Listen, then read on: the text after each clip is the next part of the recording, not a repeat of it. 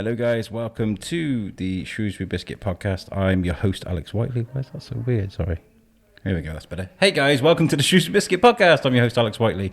And joined with me today are two guys from Halls. Do you want to introduce yourselves? Sure. My name's Abigail Molenaar. I'm the painting specialist at Halls Auctioneers. And I'm Maryanne Lineker-Mobberley, and I'm the jewellery and silver specialist at Halls. Fantastic. I've been wanting to speak to Halls for a while. We met at the flower show. Just wandering around, giving up my card. Do you want to be on my podcast? You know, that's kind of the thing I do. But it never happened. As a show, I want to introduce the Biscuit to some of the older companies in Shrewsbury that stood the test of time. You know. And from what I was speaking to with Megan from Halls, should I say, that place has been a number of different things throughout the years, and obviously one of them is trading paintings, wine, fine arts. Yeah. So, how did you guys get into this? Obviously, university, I guess. Yeah. Well, for myself, went to uni, graduated, didn't quite know what to do. Actually, did some work experience at Halls, and then had to find a job that paid money, of course. Worked for a year in Bridge North, just for a printing company. And then, as luck would have it, I saw a role came up at Halls. I went for it and I got it. And that was, over 10 years ago now. So I've been there ever since. And that's how I got into it anyway. And I've only joined about 18 months ago. So I've been through university as well, actually studying archaeology. And I'm still finishing my PhD off at the moment, so I'm in my write-up. And been working in museums and galleries, but then wanted a bit of a change of scene. I wrote to Halls about 18 months ago to see if I could come in and see what the business was about, and a role came up, and I joined to start doing the modern contemporary art. Because I was talking to, I hope she doesn't mind mentioning her, but Megan, I was speaking to her, and she was saying Halls is a unique company because there are so many people that have been there for like 10 years plus. Mm-hmm. So for a role to open up for yourself must have felt like lucky, you know?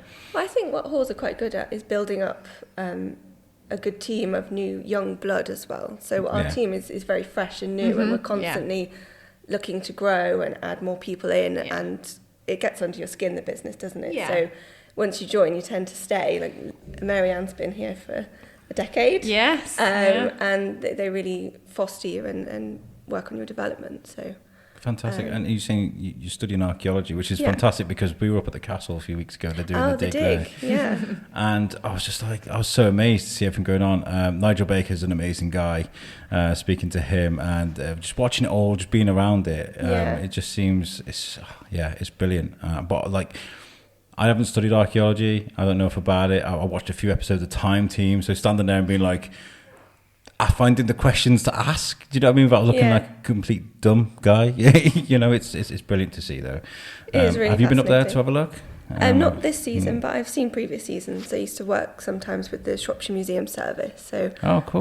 Things that they would dig up, I'd quite often go down and identify bits from the stores. And I did some work for the Ludlow Museum Resource Centre with their Roman objects and things. So it is great. You know, you can find the smallest piece that could be completely changing the narrative, you know, and taking bits and pieces from the ground and building up a whole picture of what happened in the past from that. And those are really applicable skills to auctioneering, because you can have a painting walk through the door that you know absolutely nothing about, and you've just got to go off what you see in front of you, research, and then build up a narrative around that painting. So it's all applicable skills, although different time periods, I suppose.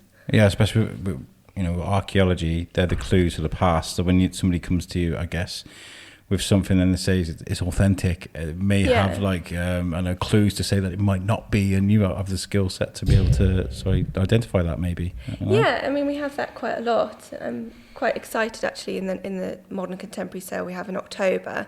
We had two prints that came in, and they were initially thought to just be reproductions. The owner didn't really know what they had. We did some research on them, and I started getting quite excited once I took the frame off, because it looked like it was signed by Picasso. And so we did some more research. We've been down to the British Museum to compare them against their prints, and we do think that they're genuine prints signed by Picasso. So we've got two of those etchings entering into the modern contemporary sale from his so-called Vollard suite, which is quite an How quite a fascinating. well-known series of fascinating. etchings. So I'm very excited about those. Oh wow, rightly so as well. I mean, so we have this auction coming up, which is Wednesday the 16th. Is it? Yeah, next week. Next week. Because I'm gonna get this out for Monday. So as you're listening to this in 2 days, you got this auction going on. Can we talk about the auction? Sure. What's going on there? Yeah, I mean, Abby's kindly bought a catalogue for you to peruse through. Yeah. But it's one of our seasonal auctions. So we have monthly auctions anyway that are the first week of each month. But then 4 times a year we have what's called our specialist seasonal auctions. So spring, summer, autumn, winter. This is our autumn one. They have an array of items. So it's from furniture and ceramics through to paintings, silver and jewellery. And kind of nice pieces from each of those categories that we put forward to sell and hope for some great results for the vendors, really. But it's a nice sale, I think, and I know that one particular or a couple of particular pieces, especially in the paintings department, have a particular connection to Shrewsbury anyway, so that's we've had quite a few good collections from country houses in the area, haven't we?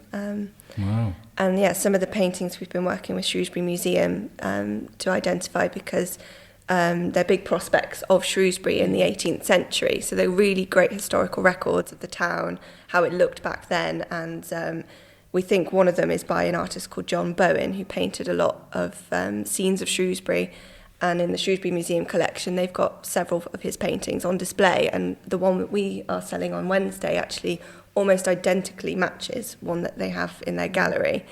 And it's a great historical record. Really fascinating to see the difference as well. I mean, obviously a lot changes over hundreds of years, but the buildings that have popped up, but also the buildings that are still there or have been altered in some way as well. Yeah, exactly. I mean, there's quite a few very specific features in there that can give us quite an accurate date. So, for example, Old St Chad's being visible in the prospect. We've got some additions to the Abbey that have now been demolished. The old English bridge is still in the painting and things. So, it's a really fascinating piece. And the more you look at it, the more detail comes out. Every time I look at it, I spot something else in there that's, catches your eye.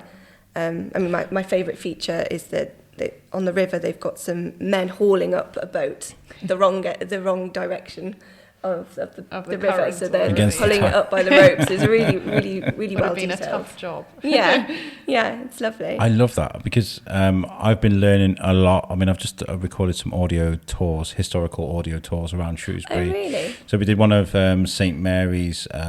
We did one of the castle with Nigel Baker. We did Old St Chad's and Bear Steps and medieval Shrewsbury around there with Bibbs Cameron. And when we did Old St Chad's, I was speaking to Maggie Love, who's amazing. I love her to pieces. And she was showing me some of the artwork that she's got, or some of the old pictures she got of Shrewsbury. And she was talking about the 3 spires. So you got Old St Chad's, St Mary's, and then what's the other one?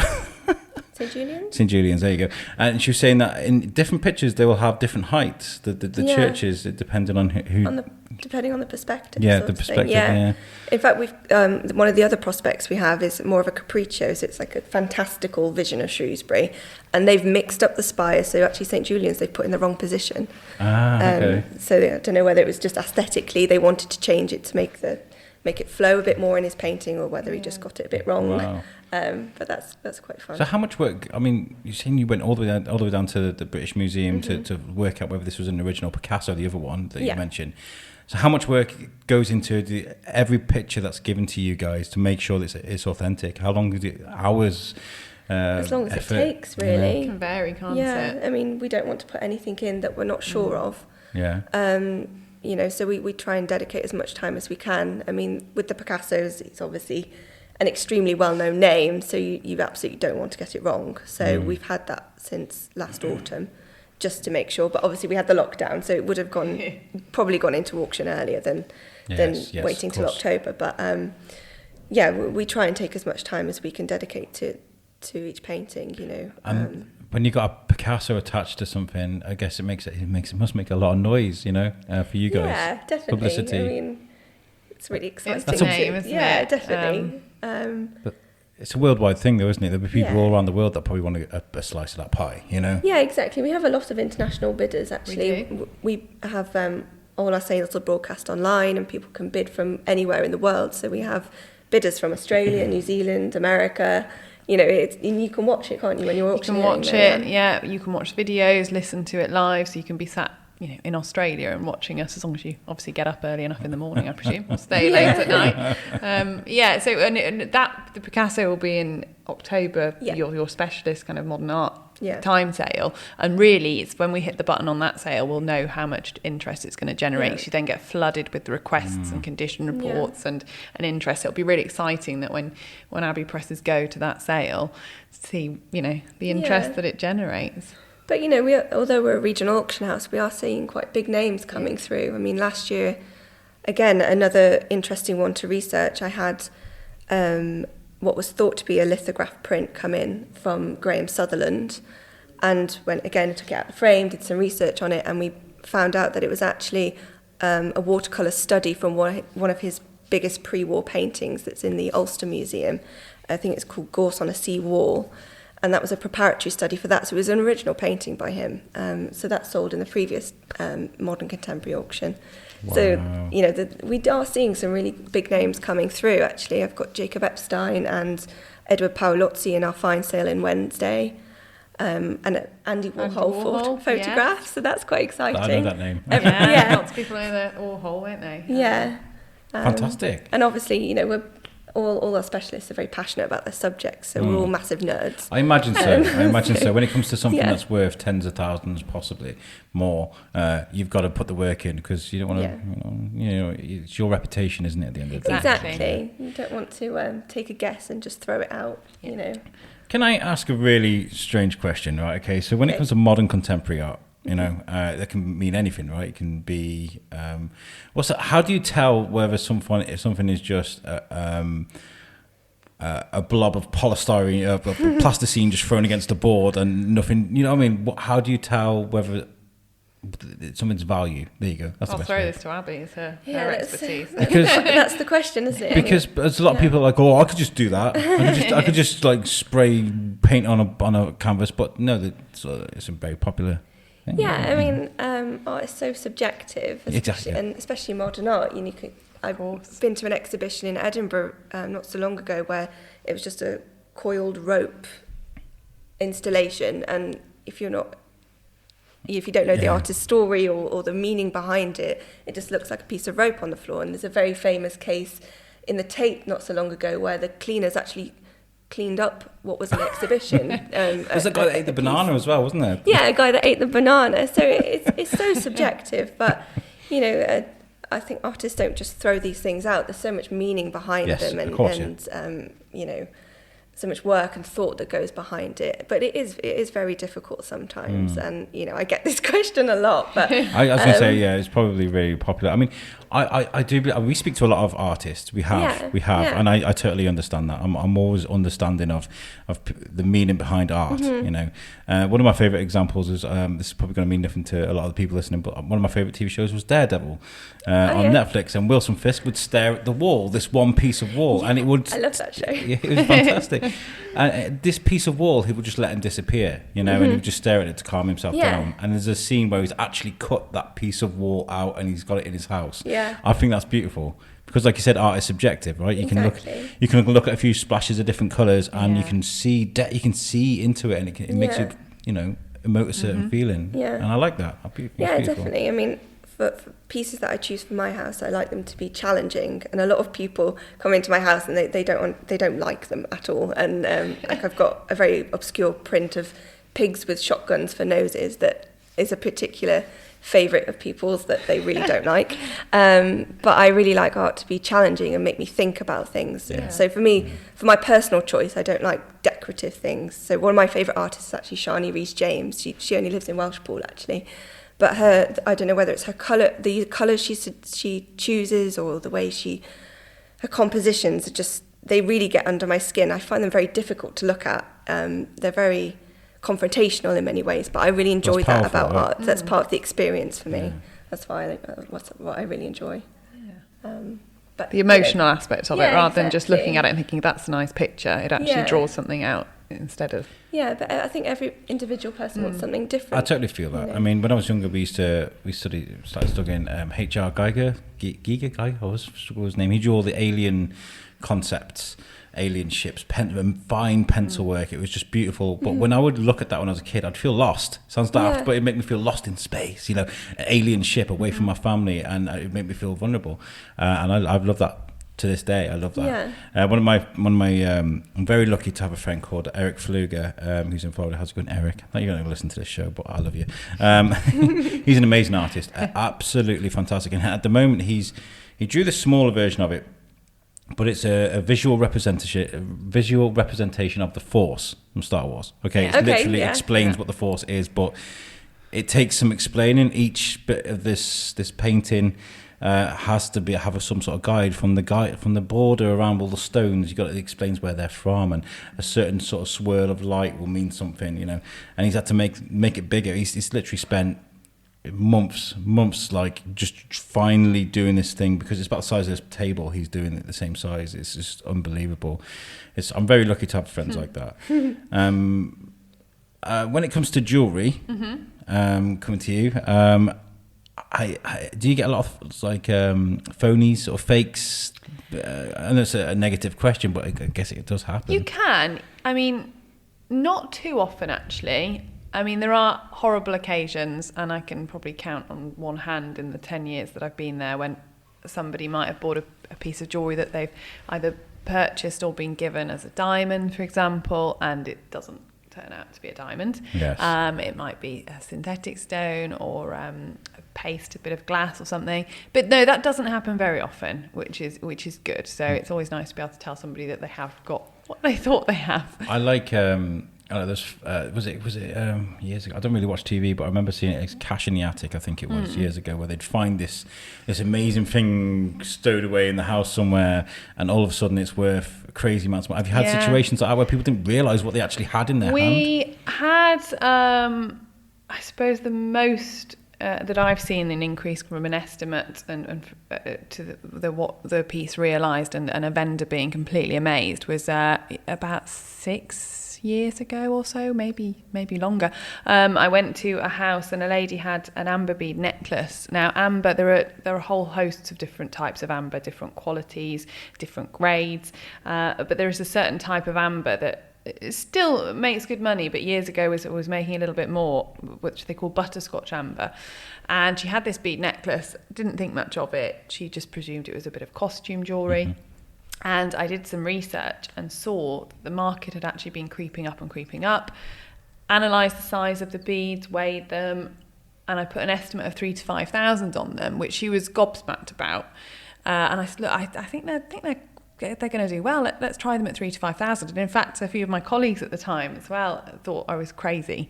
And it ended up selling for £22,000, wow, which was a shock to me as well. And I think it was a shock to even some of the other, a few other auction houses rang up and said, what was it about that? And then following that, we had one other string that then somebody offered that made 13,000. I think it was a bubble that then burst. A lot of amber came onto the market and prices seemed to... Suddenly became the rave at the time, yeah. Exactly. Yeah. But that was great.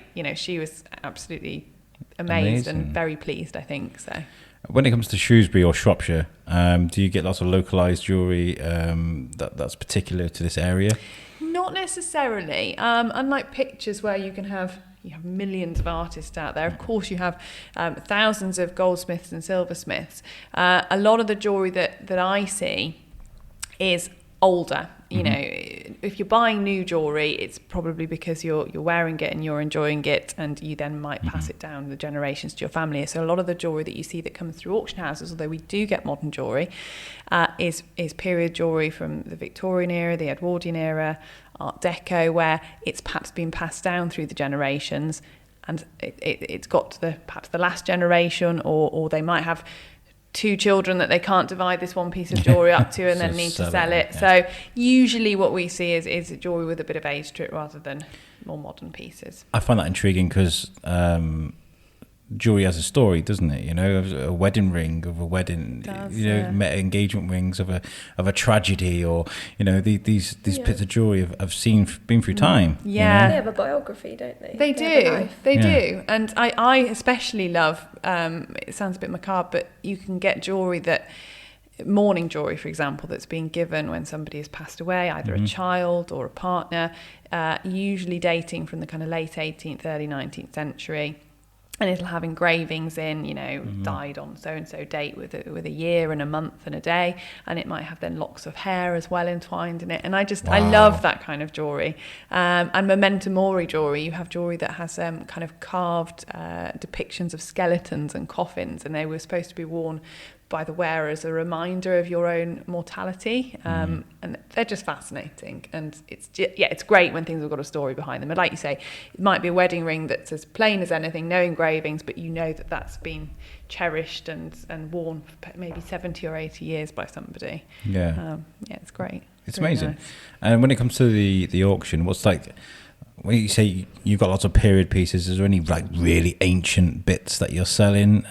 What's the oldest bits you've got? Well, in this particular auction, we have a couple of Georgian pieces. So kind of George III, early 19th century. We have sold earlier pieces. With jewellery, you tend to see a lot more of kind of 19th and 20th century than much earlier, purely because it's been altered or destroyed in the past. You know, you might have had something that was a 17th or 18th century piece of jewellery, and then in the 19th century it was then the stones were taken out and altered into something else. So you don't tend to see as much early jewellery as you perhaps would other I suppose other things areas. like that should be in a museum anyway, shouldn't they? You know, all these things are probably going to find in the castle. We do. I have had people bring in very early pieces of jewellery, that's been dug up in a field or something. But I tend to say that the best thing to do is take it initially to the museum to have it assessed and looked at, because they know a lot more about it than I do. Yeah, the finds liaison officer. Exactly. They've got to go through all the right. Because wasn't there a guy or somebody that was jailed for finding coins and didn't declare it? I was like, I can't. That would be so hard, you know, because when you're a kid, you think buried treasure. I'm going to be rich.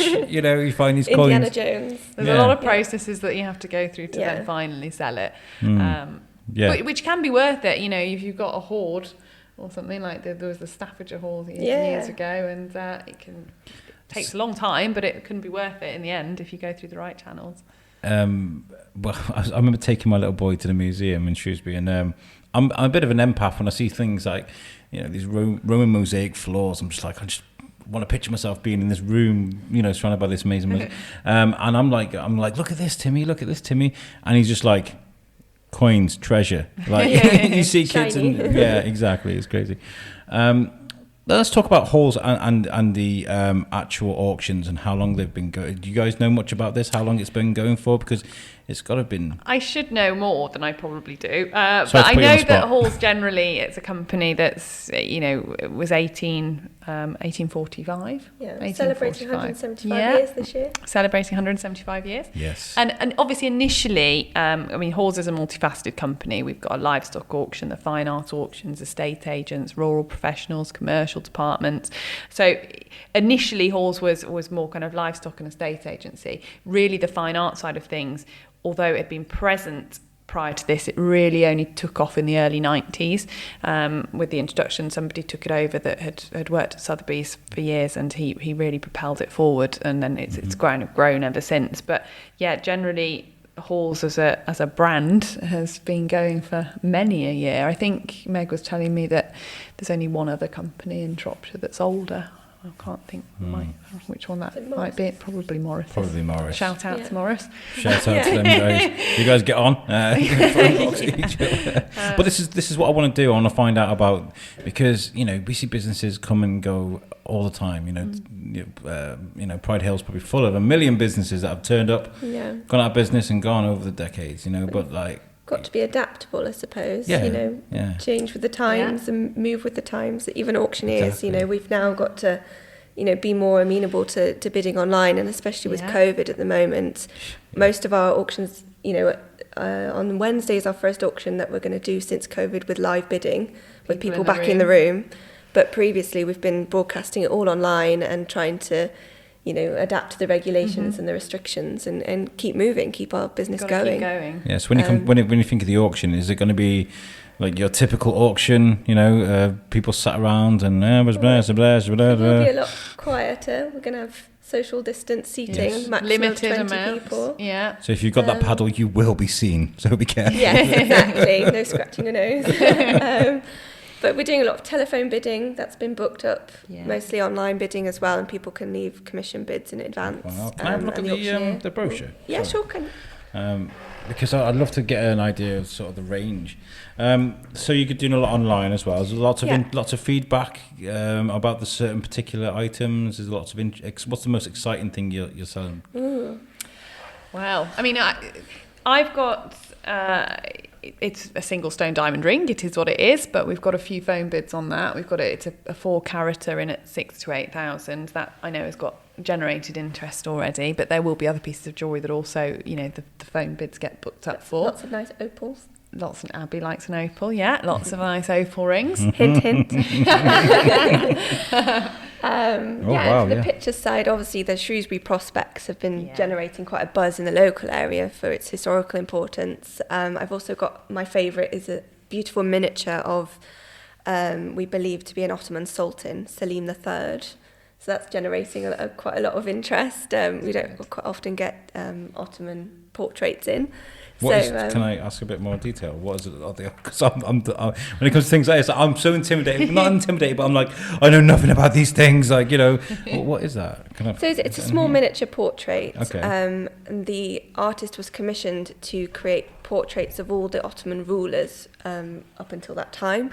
But unfortunately, the Selim III, that ruler that he was painting and commissioned by, he was actually deposed and imprisoned by a coup for being too liberal for their religion at the time.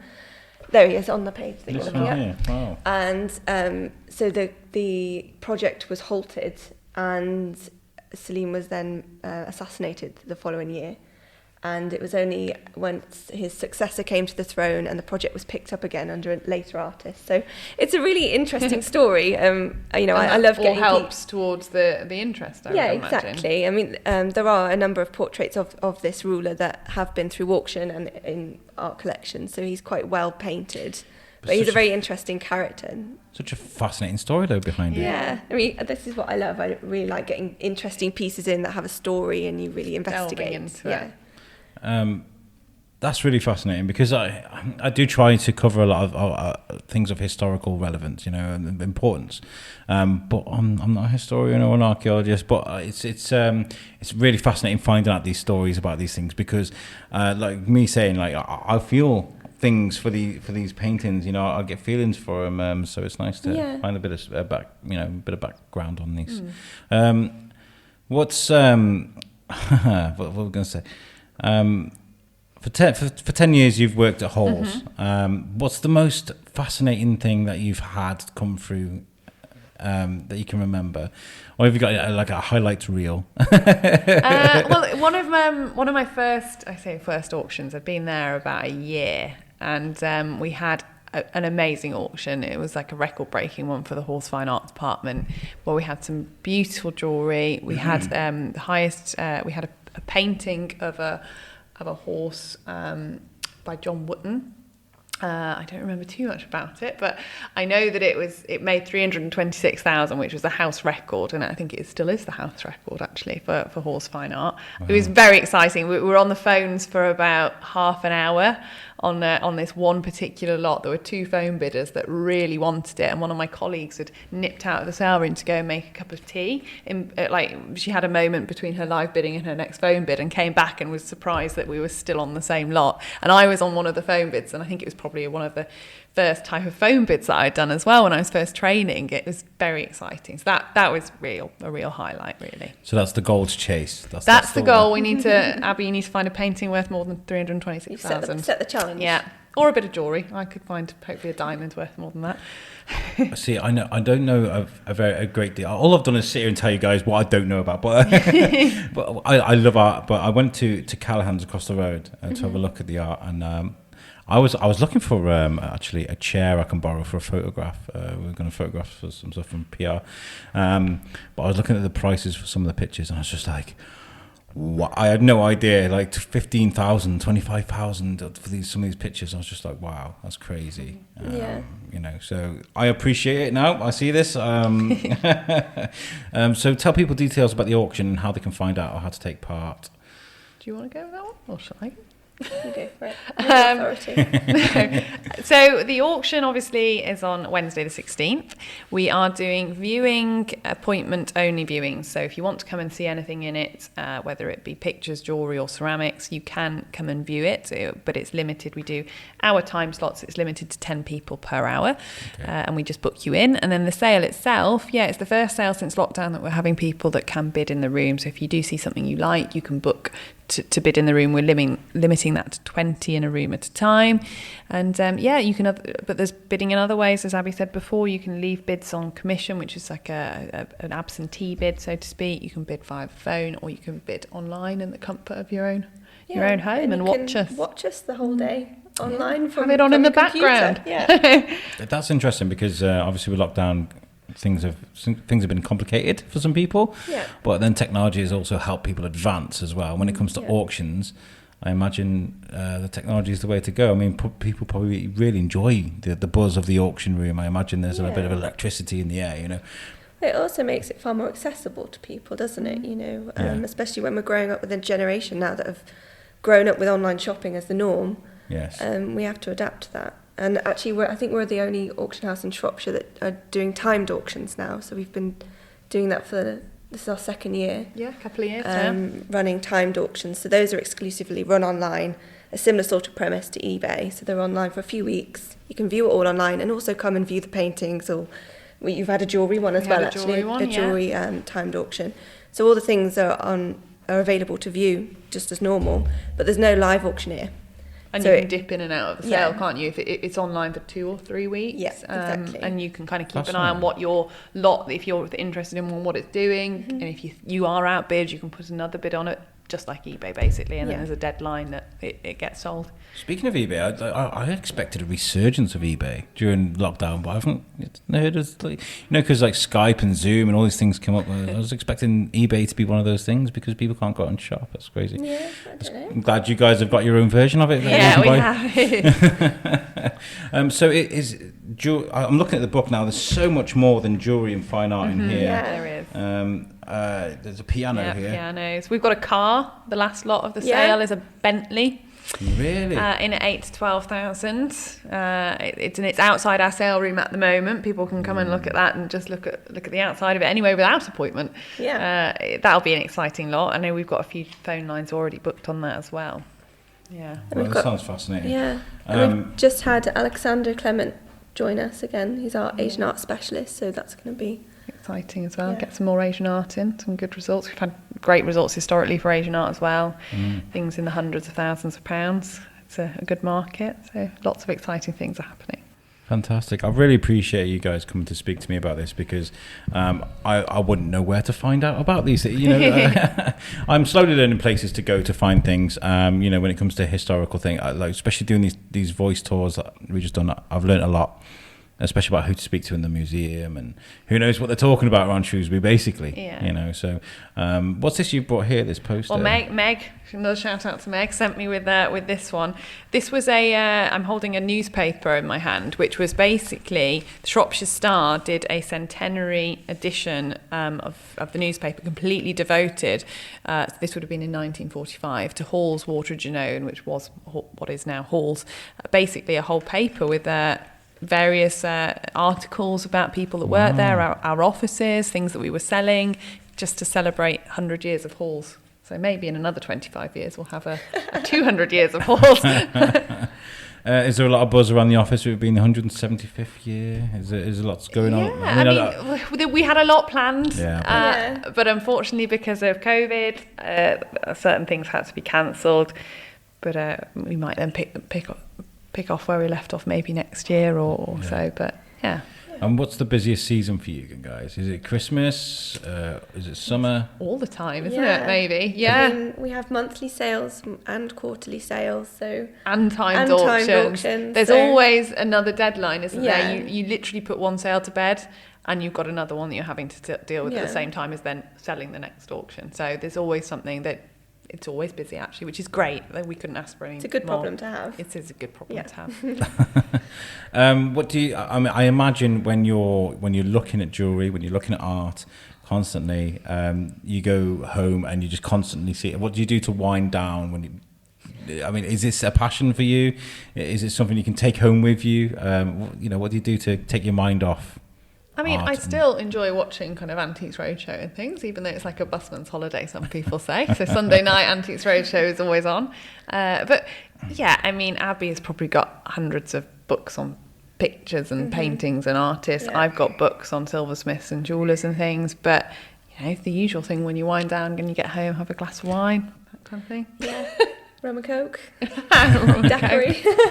And when it comes to the mysteries, like the Picasso thing, you've got to try and find out, is that good? Is it something to get your teeth stuck into? Oh yeah, I love that. That's my favourite type of. And you will definitely spend time at home doing it as well. Won't Yeah, you? I do. Yeah. I mean, obviously, it's our passion, isn't it? Yes. All our specialists are really passionate about their departments and their work, and I personally get so invested in the paintings and items that we bring in that I get really nervous on auction day as well. I want to see them do well.